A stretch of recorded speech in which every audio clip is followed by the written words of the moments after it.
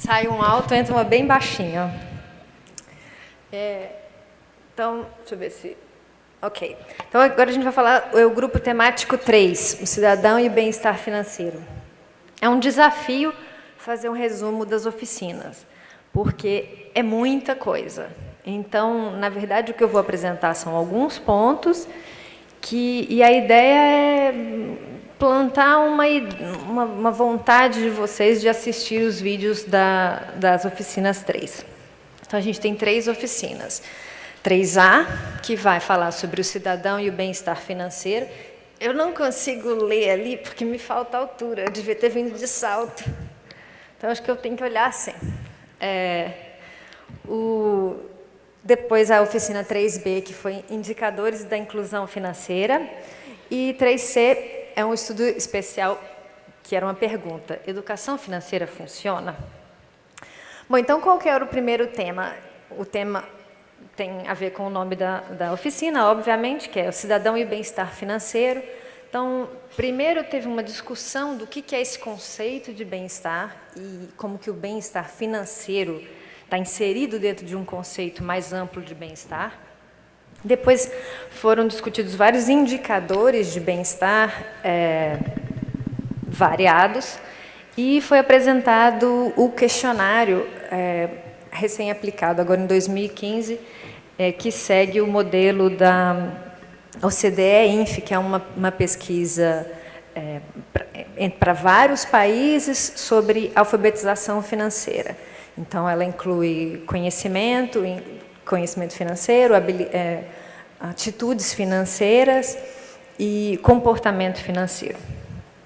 Bom, da oficina 3B, o que a gente teve? Então, primeiro teve a apresentação do relatório de inclusão financeira, que ficou disponível ontem, está disponível no site do banco, e foram feitas também discussões variadas sobre como aprimorar a análise e os indicadores de inclusão. E na oficina 3C, o enfoque principal foi na discussão de um estudo de um autor chamado Fernandes e outros 2 autores, que foi publicado ano passado e que teve uma polêmica, especialmente depois de uma publicação de uma reportagem no jornal Valor, que falava assim: educação financeira reprovada. E aí hoje, quem quiser olhar no Valor, tem lá educação financeira a revanche. E também foi discutido como incentivar bons comportamentos financeiros adequados. Adequados para quê? Bom, para você chegar, volta lá na 3C, você volta na 3A, que é adequados para te levar a um bem-estar financeiro ou um bem-estar em geral. Bom, então, quais foram as principais questões? Na oficina Cidadão e o Bem-Estar Financeiro, a primeira coisa foi pensar assim: que tipos de abordagens pode se seguir em termos de políticas públicas para aumentar esse bem-estar? Então, foram basicamente 3 ideias, né? Uma ideia é você fazer uma abordagem mais paternalista, quer dizer, o Estado determina o que é bom e o que é ruim para você, comportamentos bons ou ruins. Depois é uma abordagem que é uma palavra estranha, como se fosse um paternalismo mais libertário, que é você facilitar e incentivar boas decisões. Então, a gente usa muito esse termo de como você dá um empurrãozinho para a pessoa fazer decisões que são boas para o seu bem-estar. Então, isso tem a ver com arquitetura de escolha e tem uma literatura sobre isso que é interessante. E a outra é, bom, não vou fazer nada, cada um escolhe como quer tocar a sua vida em termos de bem-estar financeiro ou não. Bom, então isso aí foi uma das coisas discutidas. Também foi falado sobre visão da população, então o enfoque principal foi na população de baixa renda. Então, qual é a percepção desta população em relação ao seu bem-estar? Isso foi bem discutido. E, por fim, na apresentação sobre os resultados ainda preliminares desse questionário que foi aplicado no Brasil pela primeira vez, foi apresentada a inter-relação entre o comportamento financeiro, o conhecimento financeiro e as atitudes. Esse termo atitude, às vezes a gente confunde, mas qual que é a diferença de atitude ou comportamento? Atitude é no sentido de postura. Que tipo de postura eu tenho? Como que eu vejo as questões financeiras, as questões de poupança, de gastos, então é uma ideia de postura que eu tenho com relação à vida financeira. O comportamento é o que eu de fato faço. E o conhecimento é conhecimento financeiro mesmo, mais tradicional, que todo mundo já conhece. Bom, na oficina de indicadores de inclusão financeira, então, uma das principais questões que foram levantadas é a ideia da gente começar a trabalhar e buscar indicadores para as pequenas empresas e para os microempreendedores individuais, porque o relatório atual e os indicadores estão focados em pessoa física, né? Um outro assunto que foi mencionado foi a inter-relação entre acesso, uso e qualidade, porque do modo como ainda a gente está trabalhando, os pontos de acesso ou o modo de acesso pode ele próprio interferir no uso que se faz e na qualidade do serviço que é prestado. Não vou entrar em muitos detalhes, a sugestão vejam a discussão, que foi bem rica e está disponível para olhar os vídeos. E, por fim, a ideia de fazer o cruzamento desses dados, que já estão dados administrativos de inclusão, com outros dados socioeconômicos para enriquecer a análise.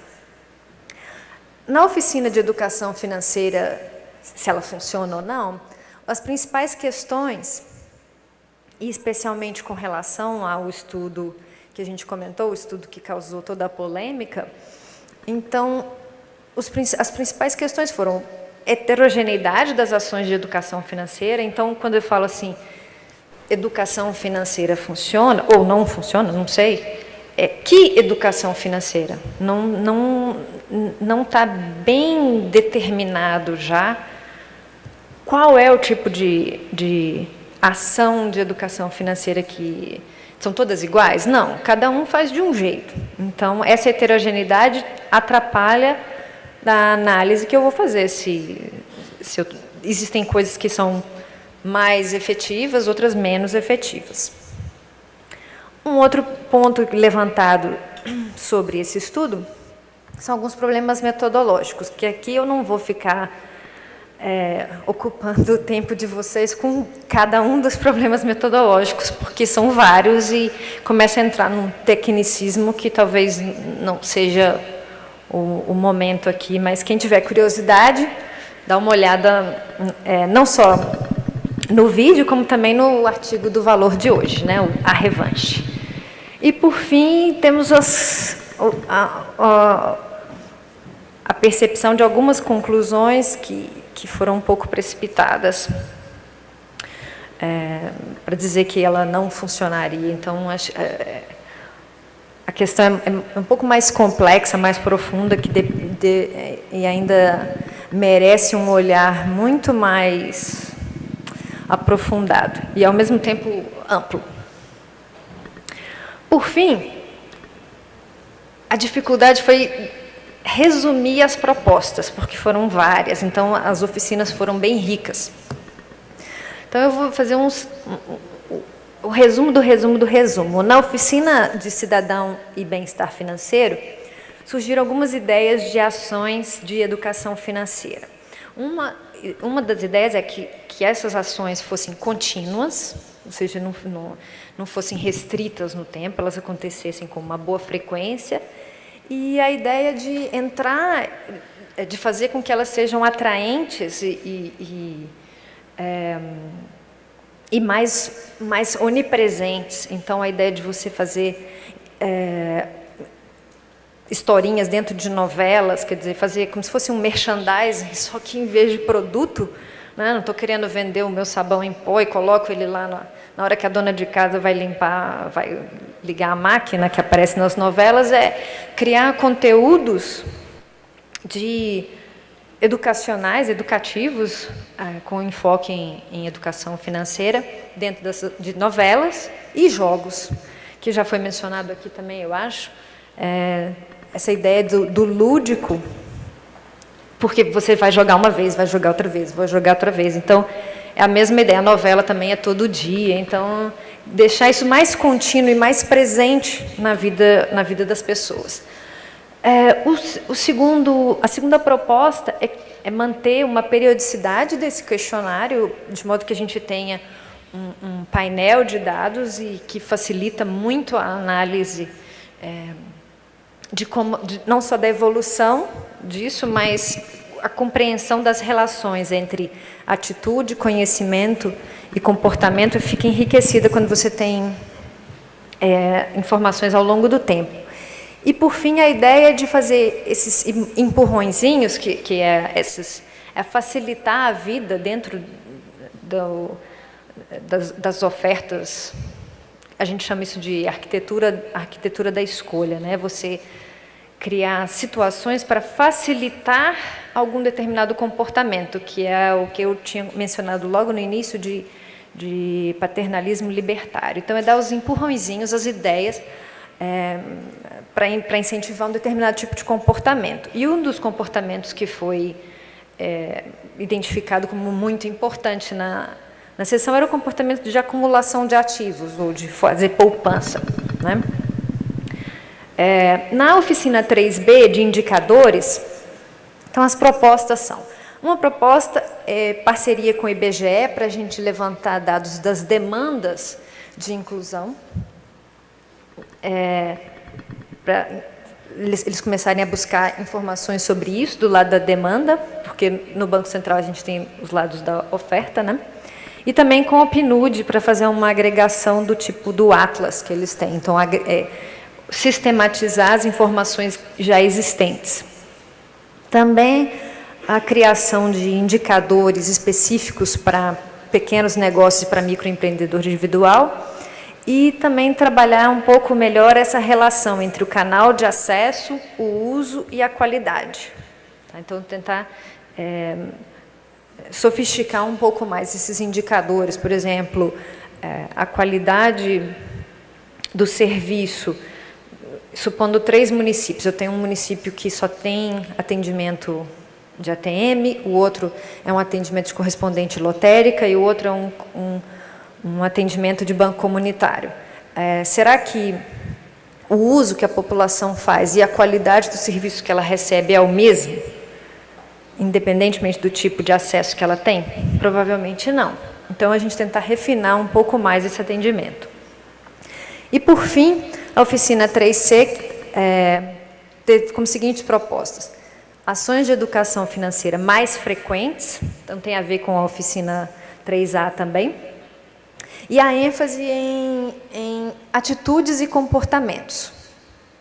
Também ações de educação financeiras mais direcionadas tanto no sentido de público, então vou fazer algo ligado a este público que tem estas necessidades, né? E, ao mesmo tempo, outras ações que vão desde a infância. Então, não é você fazer assim, vou fazer só para esse tipo de pessoa. Não, então é tentar incutir a ideia de boa atitude financeira, bom comportamento financeiro e conhecimento financeiro desde a infância até agora. Então, para encerrar, eu quero fazer o convite. Vejam os vídeos das oficinas 3, que foram bem ricas, e acho que vale a pena dar uma olhada. Obrigada. Obrigada, Raquel.